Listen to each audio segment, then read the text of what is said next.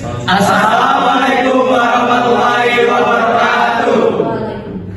Perkenalkan, kami dari kelompok 3 yang beranggotakan saya Robi Ansori dengan NIM 230001909. Perkenalkan, nama saya Fabio Irvano, saya memiliki NIM 230001976. Perkenalkan, nama saya Muhammad Yusuf Trimodana dengan NIM 230099094. Perkenalkan, nama saya Alif Prastidharma dengan NIM 2301075. Perkenalkan, nama saya Samar Kaibulin dengan NIM 230001909. Perkenalkan, nama saya Tegar Adil Budiman dengan NIM 230109093. Perkenalkan, saya Caturwan Riksan dengan NIM 230001903. Perkenalkan, nama saya Muhammad Latif Fabri dengan NIM 230011905. Di sini kami akan mempresentasikan materi biologi yang terdiri dari 5 materi. Halo teman-teman, perkenalkan aku Robi Ansori. Saya Fabio Irvano. Di sini kami berdua akan mempresentasikan materi biologi yang berjudul sistem darah. Kita lanjut aja.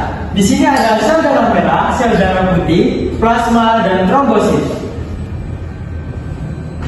Ada yang tahu nggak sih sel darah merah itu apa? Sel darah merah atau eritrosit merupakan sel yang paling melimpah dalam darah, menyumbang sekitar 40-45% dari volumenya. Sel ini berbentuk seperti donat tanpa lubang di tengahnya dan tidak memiliki nukleus, memungkinkannya untuk mudah beradaptasi dalam pembuluh darah. Produksinya dikendalikan oleh hormon eritroprotein yang diproduksi oleh ginjal. Meskipun kehilangan nukleus memudahkan penyesuaian, sel darah merah memiliki batasan hidup sekitar 120 hari. Sel darah merah mengandung hemoglobin, protein khusus yang berfungsi mengangkut oksigen dari paru-paru ke seluruh tubuh dan membawa karbon dioksida kembali ke paru-paru untuk dikeluarkan. Hemoglobin juga memberikan warna merah pada darah. Kita lanjut, plasma, komponen darah cair yang atau biasa disebut dengan plasma, yaitu campuran antara air, gula, lemak, protein, dan garam. Plasma adalah komponen darah yang berperan dalam mengangkut sel-sel darah ke seluruh tubuh bersama dengan berbagai zat lain. Misalnya seperti nutrisi, antibodi, zat protein, pembekuan, hormon, hasil limbah tubuh, serta protein yang membantu menjaga keseimbangan cairan tubuh. Kita lanjut, akan dilanjutkan oleh Fabio. Baiklah, di sini saya akan menjelaskan mengenai sel darah putih. Sel darah putih atau leukosit berfungsi untuk melindungi tubuh dari infeksi.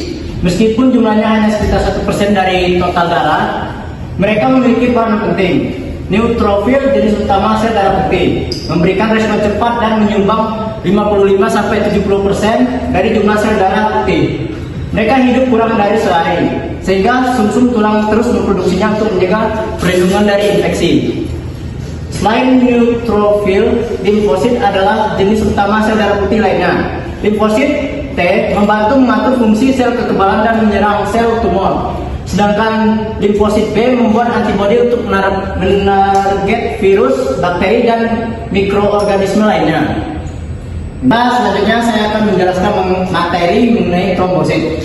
Trombosit atau platelet adalah fragmen sel kecil yang berperan dalam proses koagulasi darah. Mereka tidak sama dengan sel darah merah ataupun darah putih, tetapi memainkan peran vital dalam pembekuan darah. Ketika terjadi luka atau cedera, trombosit berkumpul di area tersebut, menempel pada lapisan pembuluh darah yang terluka dan membentuk bekuan fibrin. Fibrin ini berfungsi untuk menutupi luka, mencegah pendarahan, dan mendukung pembentukan struktur awal jaringan baru, mempercepat proses penyembuhan. Lalu, namun tingkat trombosit yang berlebihan dapat menyebabkan pembekuan yang abnormal, meningkatkan resiko komplikasi seperti stroke dan serangan jantung. Baiklah.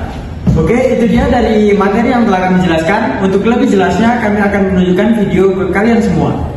Setiap hari, jantung kita berdetak sekitar 100.000 kali, mengirim setidaknya 2.000 galon darah yang mengalir di seluruh tubuh kita. Meskipun jantung kita tidak lebih besar dari kepalan tangan, jantung memiliki peranan yang besar untuk tetap membuat darah mengalir sepanjang 60.000 mil dalam pembuluh darah, yang mengedarkan nutrisi dan oksigen untuk organ dan jaringan. Darah mengedarkan seluruh substansi tersebut melalui berbagai saluran yang disebut pembuluh darah.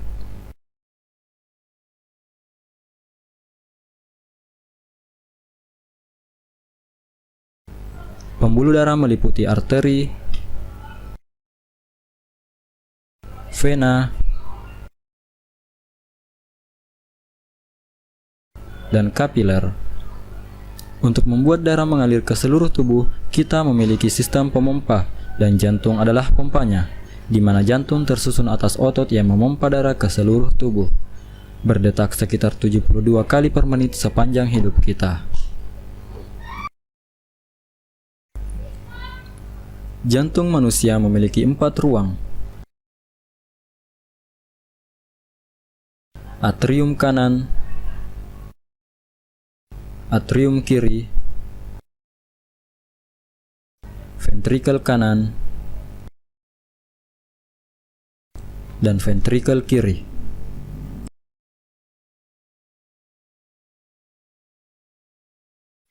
Jantung memiliki 4 katup, yaitu katup trikuspid, katup mitral, katup aortik,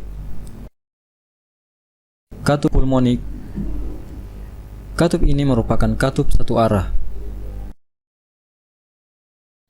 Sekarang kamu telah mengetahui struktur jantung. Selanjutnya, mari kita cari tahu bagaimana jantung bekerja.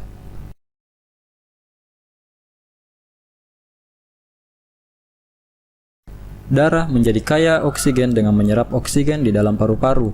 Jantung mulai bekerja ketika darah yang kaya akan oksigen terbawa dari paru-paru menuju ke atrium kiri melalui vena pulmonalis. Saat atrium kiri berelaksasi, darah akan terpompa masuk ke jantung. Saat atrium kiri berkontraksi, secara bersamaan ventrikel kiri akan berelaksasi. Atrium kiri menekan darah menuju ventrikel kiri melalui katup satu arah. Ketika ventrikel kiri berkontraksi, darah akan terpompa menuju aorta, di mana darah yang kaya akan oksigen dialirkan menuju bagian tubuh lainnya kecuali paru-paru. Darah yang kaya akan oksigen mencapai seluruh tubuh melalui pembuluh darah yang disebut dengan arteri. Pembuluh darah akan bercabang menjadi kapiler, yang selanjutnya akan menjangkau berbagai organ yang berbeda di dalam tubuh. Selanjutnya darah akan terdeoksigenasi, lalu pembuluh darah kapiler akan bercampur dan menuju ke pembuluh darah yang lebih tebal yang disebut vena. Vena akan membawa darah yang miskin oksigen menuju jantung. Pembuluh darah yang membawa darah yang miskin oksigen disebut dengan vena cava. Darah yang miskin oksigen dari seluruh bagian tubuh memasuki ruang bagian kanan atas dari jantung yang disebut atrium kanan. Atrium kanan akan berkontraksi dan memungkinkan darah untuk mengalir menuju ventrikel kanan melalui katup satu arah.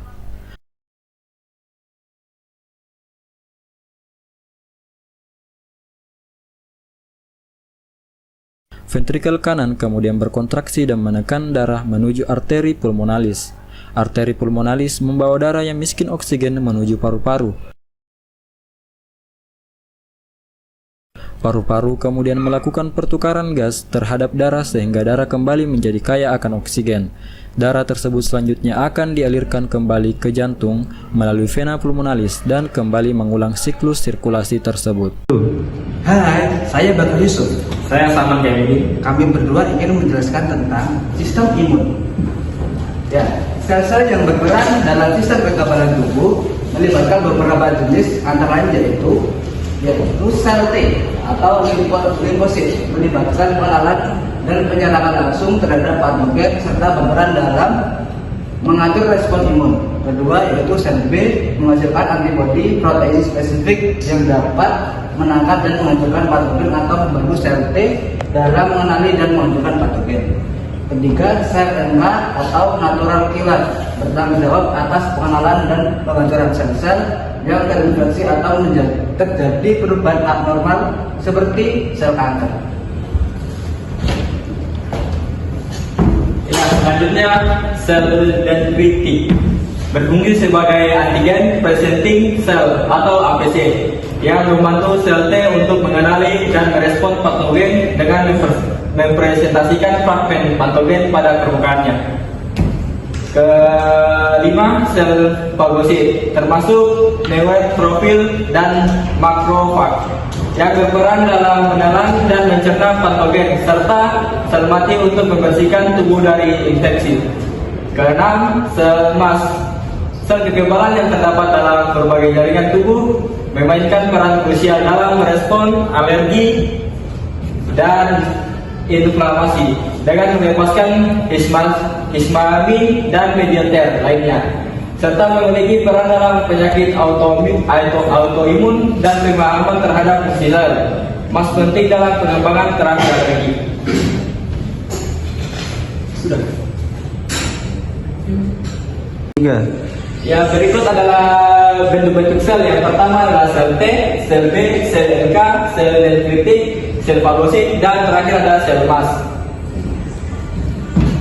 Nah, untuk lebih lengkapnya lagi, kita dapat menonton video berikut ini.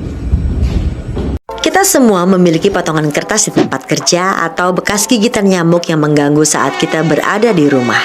Tetapi kita mengabaikannya dan melanjutkan hidup kita. Bagaimana mungkin bakteri berbahaya tidak menyerang kita melalui lubang di kulit kita? Tentu saja jawabannya karena kita memiliki sistem kekebalan tubuh, dan untuk itu kita harus berterima kasih. Jadi, apa sebenarnya sistem kekebalan? Sistem kekebalan adalah pasukan yang tangguh yang terdiri dari sel, jaringan, dan organ yang bekerja sama untuk melindungi tubuh. Yang pertama, sel darah putih, leukosit. Leukosit beredar melalui tubuh melalui berbagai pembuluh darah kita, memastikan bahwa tidak ada pengunjung yang tidak diinginkan yang dapat mempengaruhi tubuh kita.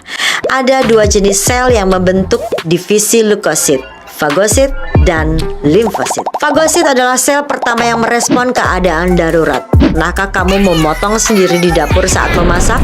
Celah di kulit ini merupakan pintu gerbang yang sempurna bagi kuman dan bakteri berbahaya untuk memasuki tubuhmu. Tetapi yakinlah, karena ada fagosit, Anda sudah dijaga. Jika fagosit merupakan kekuatan sistem kekebalan, limfosit adalah otak di belakangnya. Limfosit adalah sel yang memungkinkan tubuh untuk mengingat dan mengenali penyusup sebelumnya dan membantu tubuh menghancurkan mereka. Tentara sistem kekebalan unit limfosit terbuat dari dua jenis tentara, limfosit B dan limfosit T. Limfosit B dan limfosit T, sederhananya limfosit B adalah sistem intelijen tubuh yang mencari penyerang dan mengunci mereka, sementara membiarkan limfosit T tahu bahwa mereka ada di urutan selanjutnya. Limfosit T berperang melawan sasaran penjajah. Jadi, jangan khawatir tentang bakteri atau kotoran, karena sistem kekebalanmu sudah ada di dalam tubuhmu. Oke, perkenalan, nama saya Alif Zahir Prasidharma dan Nama saya Muhammad Sutrapriyanto. oke, saya Alif Zahir Prasidharma. Saya akan menjelaskan sistem ekspresi. Sistem ekspresi itu organ yang terlibat dalam ekspresi atau pembuangan sisa-sisa metabolisme. Dalam tubuh manusia meliputi ginjal, ureter, kandung kemih, dan uretra. Proses pembentukan urin dimulai dari ginjal. Ginjal berperan dalam menyaring darah untuk menghilangkan limbah seperti urea, makanan dingin, dan zat-zat berlebih. Filter hasil penyaringan ini kemudian mengalir ke tubulus ginjal. Tubulus ginjal mengatur kembali sejumlah zat yang diperlukan oleh tubuh dan membuang sisa yang tidak diperlukan. Beberapa zat dapat diabsorpsi ke dalam darah, sementara zat-zat lainnya seperti limbah dan kelebihan air tetap dalam urin. Nah, itulah urinnya itu akan dibuang sama ginjal. Next, pelvis, renalis, dan ureter. Urin yang terbentuk di tubulus ginjal mengalir menuju pelvis, renalis, dan kemudian ke ureter. Ureter membawa urin dari ginjal ke kandung kemih. Kandung kemih, vesika, bisa juga dipanggil vesika urinaria. Kandung kemih menyimpan urin sebelum dikeluarkan dari tubuh. Ketika kandung kemih terisi saraf memberi sinyal untuk merangsang kontraksi otot kandung kemih, memaksa urin keluar melalui uretra. Uretra adalah lebih tepatnya sih kayak saluran yang menghubungkan kandung kemih dengan luar tubuh. Urin dikeluarkan melalui uretra saat seseorang membuang air kencing, lebih tepatnya air kecil. Proses ini memastikan bahwa tubuh manusia dapat menjaga keseimbangan cairan dalam elektrolit serta membuang sisa metabolisme yang tidak diperlukan melalui urin. Oke, masuk. Selanjutnya proses pembentukan urin, filtrasi. darah disatu di dua melurus nephron, memisahkan zat tersisa, air, garam, dan molekul-molekul kecil dari darah. Yang kedua, resorpsi, substansi yang masih diperlukan oleh tubuh seperti air dan nutrisi diserap kembali ke dalam darah melalui tubulus ginjal. Yang ketiga, sekresi, beberapa zat tambahan seperti obat-obatan dan ion-ion tertentu ditambahkan ke urin melalui proses sekresi di tubulus ginjal. Yang keempat, ada pembentukan urin. Urin terbentuk dari nefron disalurkan melalui tubulus ginjal menuju ke napas ginjal dan kemudian melewati ureter kandung kemih untuk disimpan. Yang terakhir, ada pengolahan urin. Kandung kemih menyimpan urin hingga mencapai kapasitas tertentu. Kemudian impuls saraf memicu kontraksi otot kandung kemih dan pembuangan urin melalui uretra. Oke, selanjutnya akan ada video yang akan menunjukkan ekspresi dan pembuangan urin. Bisa dilihat. Manusia menghasilkan zat sisa yang tidak diperlukan oleh tubuh seperti urin, keringat, gas, karbon dioksida, urea, asam urat, dan bilirubin. Zat sisa tersebut harus dikeluarkan karena apabila menumpuk dalam tubuh menimbulkan penyakit, bahkan kematian. Ngeri, sahabat. Oleh karena itu, ada sistem ekskresi yang akan bertugas melakukan peran tersebut. Sistem ekskresi merupakan kemampuan untuk menjaga keseimbangan tubuh dengan cara membuang bahan-bahan sisa metabolisme yang dikeluarkan oleh sel. Perlu diketahui, sahabat, organ ekskresi pada manusia terdiri atas 4 organ, yaitu ginjal, kulit, paru-paru, dan hati. Ginjal merupakan organ ekskresi yang memiliki peran sangat penting karena membuang sisa metabolisme dalam jumlah besar melalui urin. Proses ginjal menghasilkan urin meliputi 3 tahapan, yaitu filtrasi, reabsorpsi, dan augmentasi. Yang kedua, ada organ kulit. Kulit merupakan organ ekskresi yang mengeluarkan bahan yang hampir sama dengan ginjal, yakni sampah nitrogen berupa urea dalam bentuk keringat. Yang ketiga adalah paru-paru. Paru-paru merupakan organ ekskresi yang mengeluarkan sisa metabolisme berupa karbon dioksida dan uap air. Yang keempat adalah hati.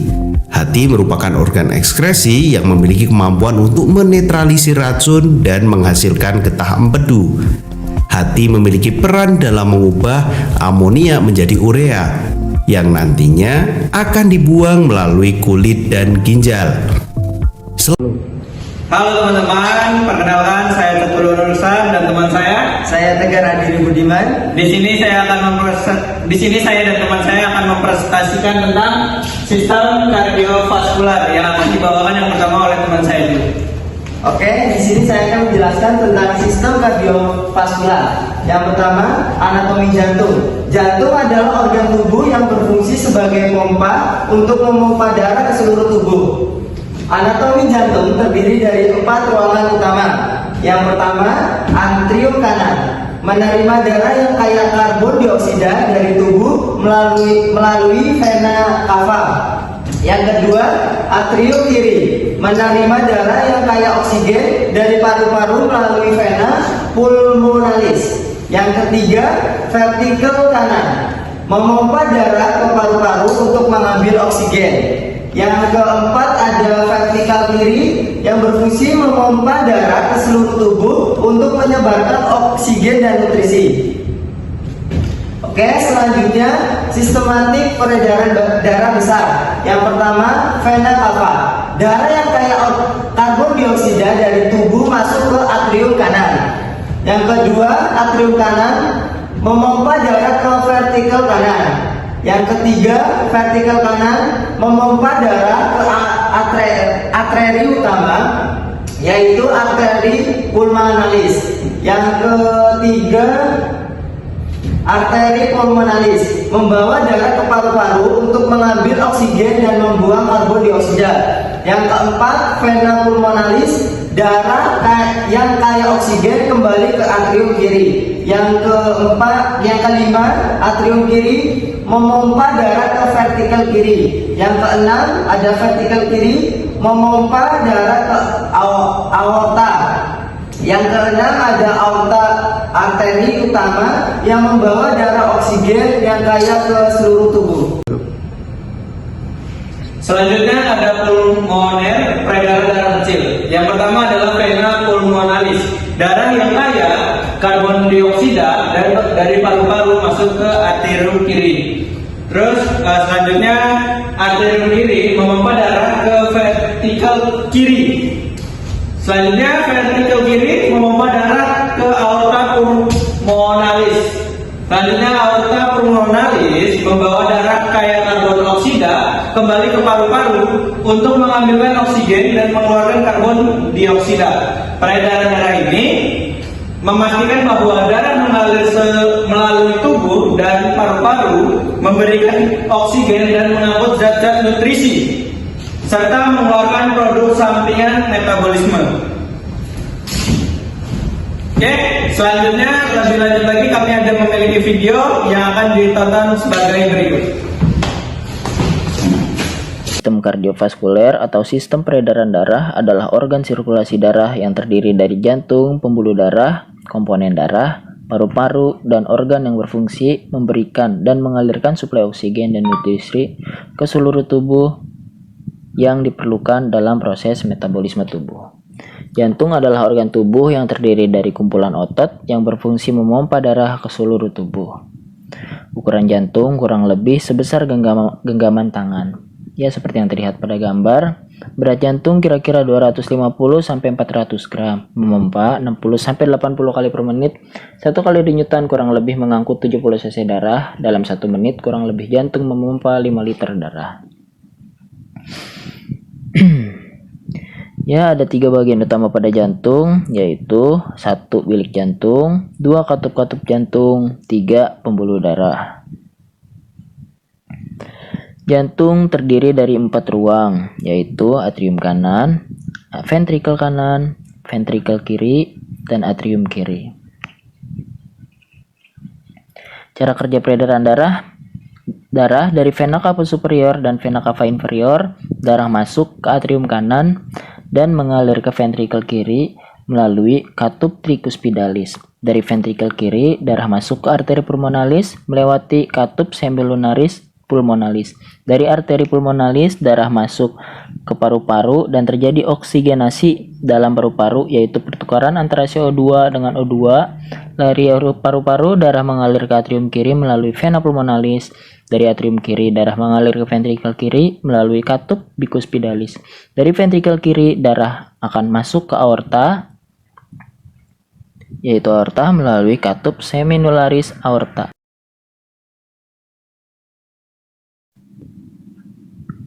Ya, seperti yang terlihat pada gambar, proses oksigenasi yaitu pertukaran CO2 dengan O2 terjadi di paru-paru. Ya, kita lanjut yang tadi. Darah dari aorta lalu mengalir ke arteri, mengalir lagi ke arteriola, lalu ke kapiler, dan ke organ. Di organ terjadi proses metabolisme tubuh, yaitu penarikan O2 menjadi CO2. Setelah darah menjadi CO2, darah kembali mengalir ke venula, ke vena, lalu kembali lagi ke jantung. Siklus tersebut akan terus-menerus berputar seperti. Halo teman-teman, kembali lagi dengan saya Satriwan Nursan. Saya di sini akan presentasi tentang sistem reproduksi. Pembentukan ovum pada manusia disebut juga oogenesis, dimulai saat seorang perempuan lahir dengan jumlah sel telur yang sudah ditentukan dalam ovariumnya. Selama kehidupan, sel telur melalui serangkaian tahapan perkembangan. Yang pertama, pematangan awal. Sejak masa bayi hingga pubertas, sejumlah kecil sel telur mengalami pematangan awal, tetapi sebagian besar tetap dalam keadaan tidak matang. Yang kedua, pubertas.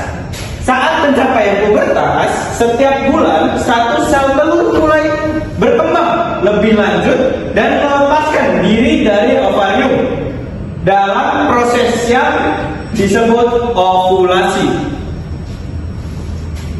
Yang ketiga, meiosis. Setelah ovulasi, sel telur memasuki tahap pertama meiosis. perkembangan setelah jumlah kromosom normal dan membentuk sel yang disebut dengan sel sekunder. Yang keempat, meiosis tahap 2. Jika sel telur dibuahi, itu akan melanjutkan ke tahap kedua, meiosis, dan membagi kembali untuk pembentukan ovum yang matang dan 3 badan polar. Sementara itu, pada pria, spermatogenesis terjadi di dalam testis.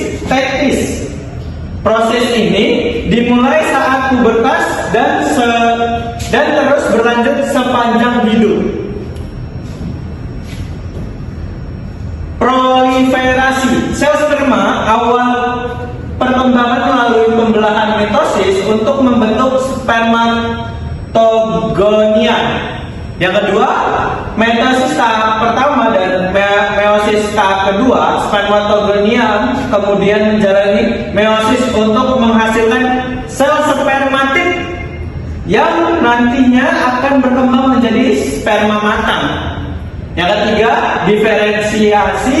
Selama diferensiasi, sel spermatid mengalami perubahan struktural untuk membentuk sperma yang dapat berkenang dan membawa materi genetik. Dengan demikian, baik oogenesis pada perempuan maupun spermatogenesis pada laki-laki adalah proses kompleks yang menghasilkan sel-sel reproduksi yang diperlukan untuk pembuahan. Dengan lebih lanjutnya, materi akan saya sajikan video sebagai berikut. Sistem reproduksi.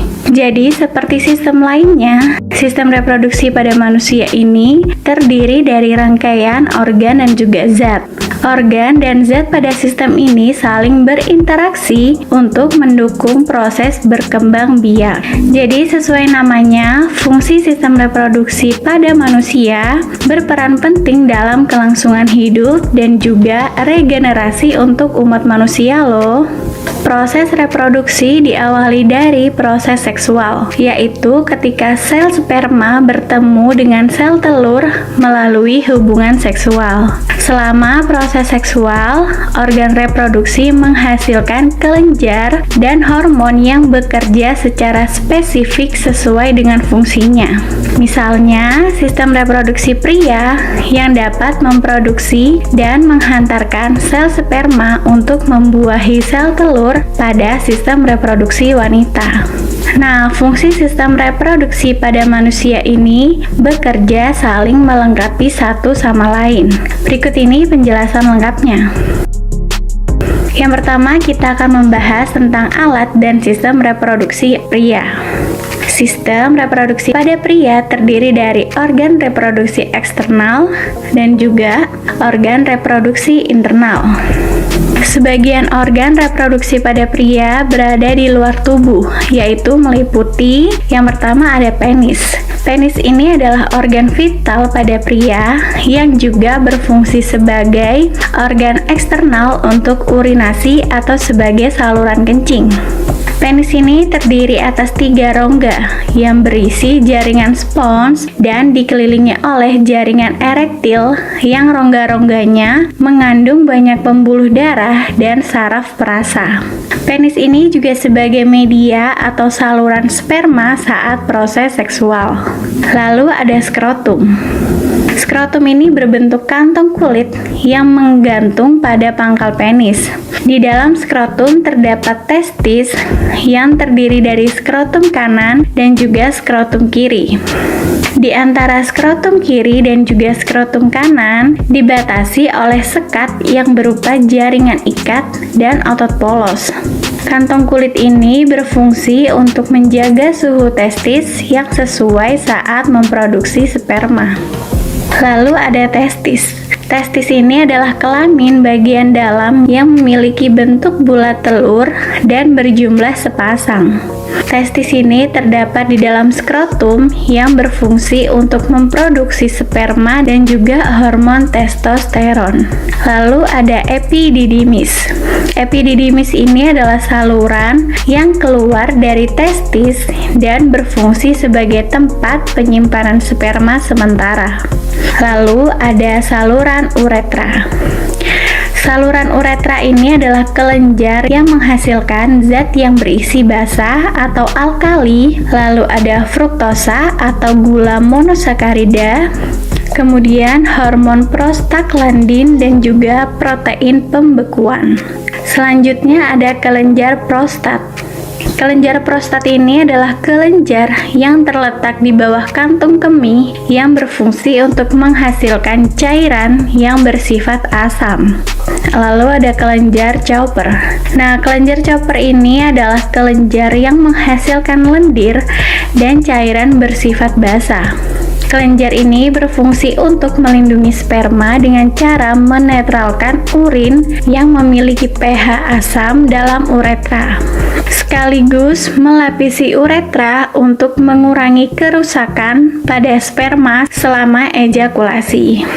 Setelah mengetahui sistem reproduksi pria, berikutnya merupakan alat dan sistem reproduksi pada wanita. Yang pertama ada vagina. Vagina ini adalah saluran yang menghubungkan serviks atau leher rahim ke bagian luar tubuh.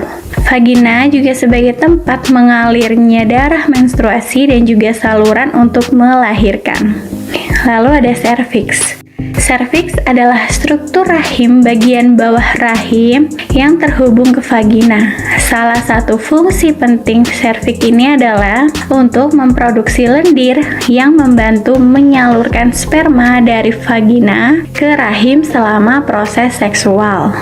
Kemudian ada saluran telur atau tuba falopi. Saluran ini berjumlah sepasang kanan dan juga kiri. Bentuknya pun menyerupai tabung kecil dan tipis yang menempel di bagian atas rahim. Organ ini berfungsi sebagai saluran untuk sel telur atau ovum yang bergerak dari ovarium menuju rahim. Sementara tuba falopi ini menjadi wadah fertilisasi atau pembuahan sel telur oleh sperma. Kemudian ada indung telur atau ovarium. Indung telur atau ovarium ini berjumlah sepasang dan terletak di rongga perut. Ovarium diselubungi kapsul pelindung dan mengandung beberapa folikel. Di dalam folikel terdapat sel telur atau ovum yang siap dibuahi. Folikel ini juga menghasilkan hormon khas wanita, yaitu estrogen dan juga progesteron. Yang terakhir ada rahim atau uterus. Rahim ini adalah organ berongga yang bentuknya menyerupai buah pir. Organ ini berfungsi sebagai tempat berkembangnya janin setelah sel telur dibuahi oleh sperma. Rahim ini tersusun atas 3 lapisan, yaitu perimetrium, myometrium, dan juga endometrium atau dinding rahim. Oke otakers,